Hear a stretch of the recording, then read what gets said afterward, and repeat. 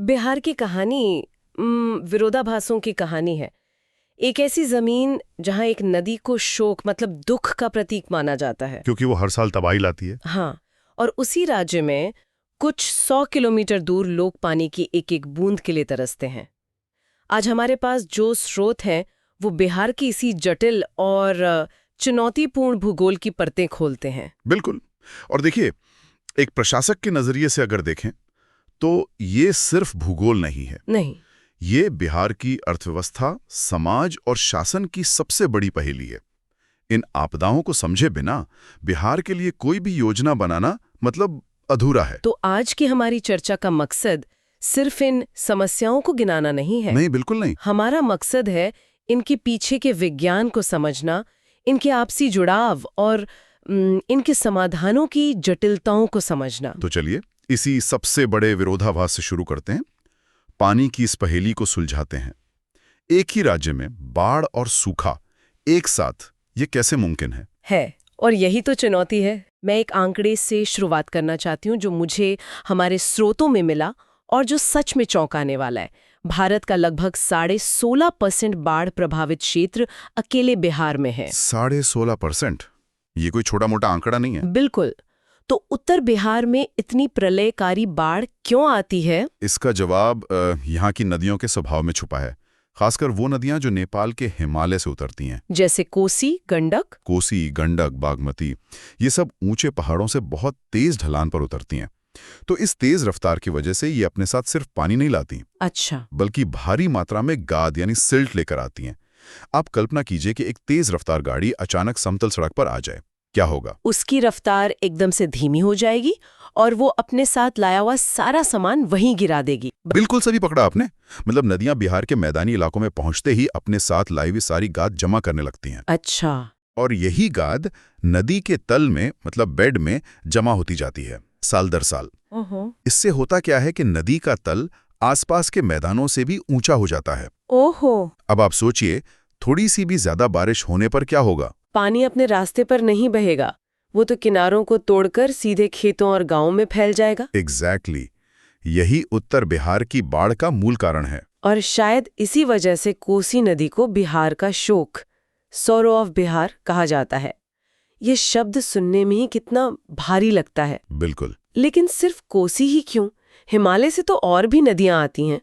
इस एक नदी में ऐसा क्या है कि इसे इतना भयानक नाम दिया गया? आपका सवाल बहुत महत्वपूर्ण है और बीपीएससी एस्पिरेंट्स के लिए यह जानना बहुत जरूरी है। देखिए, कोसी सिर्फ बाढ़ नहीं लाती, वो अप्रत्याशित बाढ़ लाती है। अप्रत्याशित? हाँ, इसकी सबसे बड़ी और खतरनाक खासियत है अपना रास्ता बदलना। भूवैज्ञानिक भाषा में इसे एवुल्जन कहते हैं। रास्ता बदलना मतलब गाद के बहुत ज्यादा जमाव के कारण हर कुछ दशकों में यह नदी अपनी मुख्य धारा को छोड़कर एक बिल्कुल नया रास्ता बना लेती है।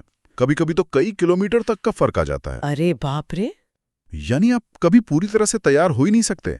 आपने एक जगह मजबूत तटबंध या एम्बैंकमेंट बनाए और कुछ साल बाद नदी ने अपना रास्ता ही बदल लिया और वो तटबंध बेकार हो गए। यही इसकी सबसे बड़ी चुनौती है। 2008 की जो कुसाहा त्रासदी थी, वो इसका सबसे बड़ा उदाहरण है। कोसी ने अपना रास्ता बदला और उन इलाकों में तबाही मचाई जहां लोगों ने कभी बाढ़ की कल्पना भी नहीं की थी। इसी वजह से सहरसा, सुपौल, मधेपुरा, पूर्णिया, कटिहार ये जिले हमेशा एक अनिश्चितता में जीते हैं। ये तो सुनने में ऐसा लगता है कि हम हर साल बस एक डिफेंसिव खेल खेल रहे हैं। तटबंध बनाओ और जब वे टूटें तो लोगों को बचाओ। क्या इससे निपटने के लिए कोई प्रोएक्टिव, कोई दूरगामी सोच भी है? सवाल बिल्कुल सही है और यही सबसे बड़ी बहस का मुद्दा भी है। तटबंध, देखिए, एक तात्कालिक और जरूरी उपाय है, लेकिन वो अंतिम समाधान नहीं है। तो फिर समाधान क्या है? एक बड़ा कदम है नेपाल सीमा के पास हनुमान नगर बैराज का निर्माण। उसका मकसद पानी के बहाव और गाद को कुछ हद तक नियंत्रित करना है और जाहिर है जब बाढ़ आ जाती है तो जमीनी स्तर पर राहत और बचाव के लिए राज्य आपदा मोचन बल यानी SDRF की भूमिका बहुत महत्वपूर्ण हो जाती है। लेकिन ये तो सब आपदा आने के बाद की बात हुई। हाँ, अब विशेषज्ञ रूम फॉर द रिवर जैसी नई अवधारणाओं की बात कर रहे हैं। रूम फॉर द रिवर ये क्या है? इसका मतलब है नदी को बांधने और नियंत्रित करने की कोशिश करने के बजाय उसके प्राकृतिक प्रवाह के लिए कुछ इलाका छोड़ दिया जाए। ऐसे फ्लड प्लेन्स बनाए जाएं जहां बाढ़ का पानी फैल सके और फिर धीरे धीरे निकल जाए। हाँ, जिससे रिहायशी इलाकों में तबाही कम हो, लेकिन बिहार जैसे घनी आबादी वाले राज्य में जमीन अधिग्रहण करके नदी के लिए जगह बनाना एक बहुत बड़ी राजनीतिक और सामाजिक चुनौती है। सही बात है, ये सचमुच एक जटिल समस्या है। और जो बात मुझे सबसे ज्यादा चौंकाती है वो ये है कि इसी राज्य में जहां इंजीनियर्स पानी की अधिकता से जूझ रहे हैं, वहीं कुछ 100 किलोमीटर दूर दक्षिण में लोग एक एक बूंद पानी के लिए तरस रहे हैं। और इसका जवाब भी भूगोल की दूसरी करवट में है। अच्छा। दक्षिण बिहार का इलाका पठारी है। ये छोटा नागपुर पठार का ही विस्तार है। अच्छा। यहाँ उत्तर बिहार की तरह हिमालय से निकलने वाली सदा नीरा नदियां नहीं हैं जिनमें साल भर पानी रहे। तो यहाँ की नदियां बरसाती हैं? ज्यादातर बरसाती हैं। ये पूरा क्षेत्र मुख्य रूप से मानसून की वर्षा पर निर्भर है। जब मानसून कमजोर होता है या बारिश अनियमित होती है तो गया, औरंगाबाद, नवादा, जमुई ये जिले सूखे की चपेट में आ जाते हैं। तो इस पानी की कमी से निपटने के लिए क्या किया जा रहा है? क्योंकि ये तो हर साल की समस्या लगती है। यहाँ सरकार ने हाल के वर्षों में कुछ बहुत महत्वाकांक्षी योजनाएं शुरू की हैं। इनमें सबसे प्रमुख है हर घर गंगा जल योजना। हर घर गंगा जल? हाँ, ये एक इंजीनियरिंग का चमत्कार ही कहा जा सकता है।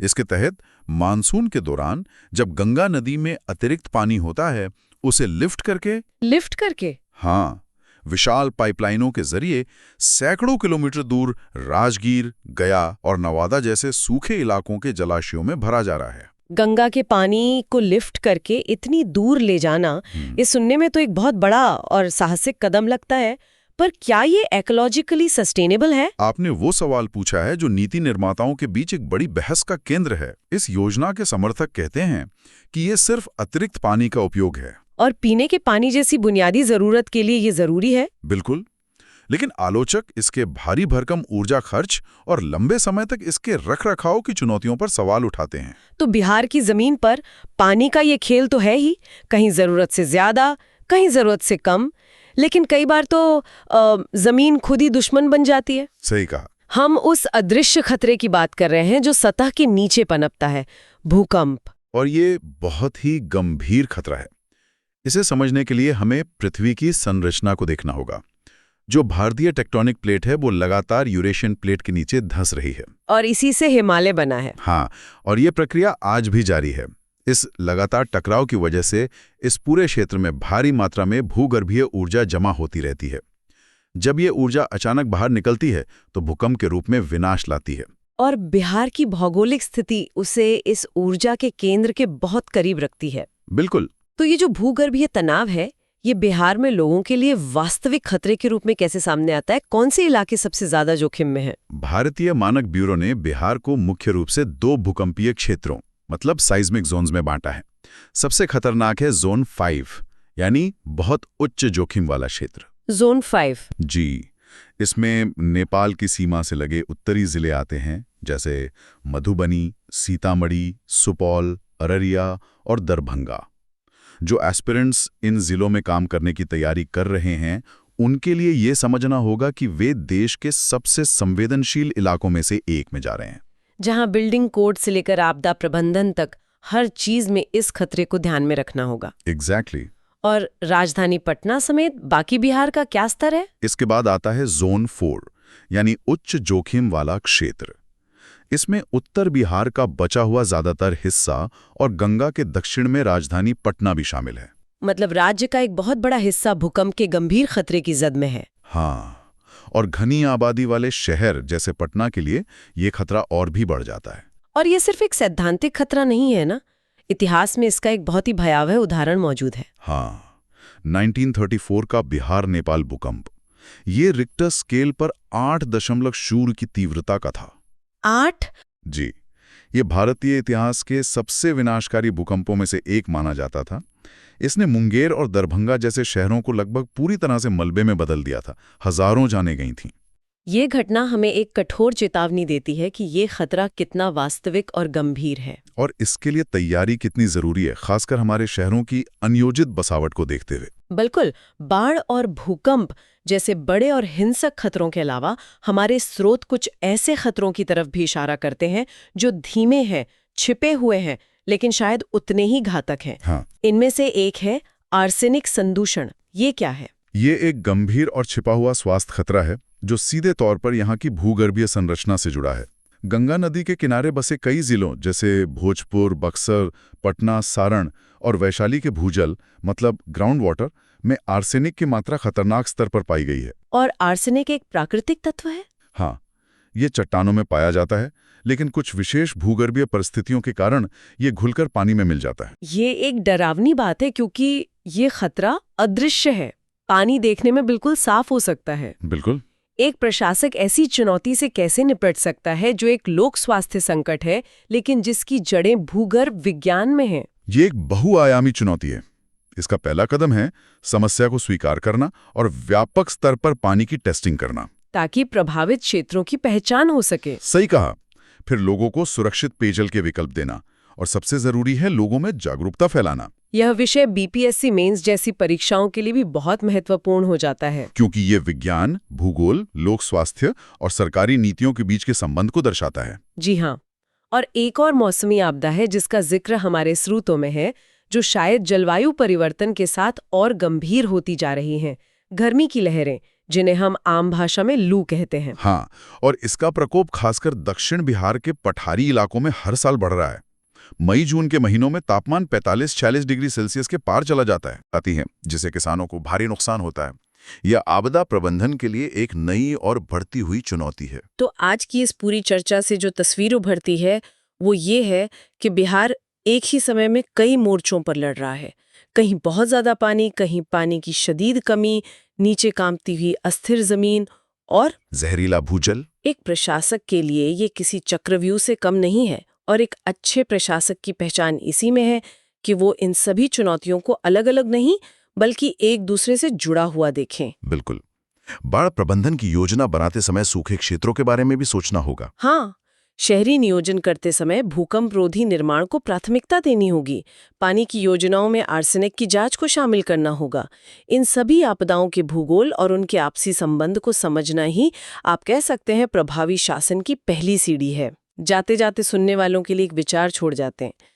बिहार के भूगोल को अक्सर एक अभिशाप के रूप में देखा जाता है, पर क्या ये भी संभव है कि इन्हीं असाधारण चुनौतियों से लड़ने की मजबूरी ही बिहार के भविष्य के विकास का सबसे बड़ा उत्प्रेरक बने? क्या हर घर गंगा जल जैसी इंजीनियरिंग परियोजनाएं या बाढ़ से निपटने के लिए विकसित की जा रही नई तकनीकें बिहार को आपदा प्रबंधन में एक अगुवा बना सकती हैं? इस पर सोचिएगा। जय हिंद।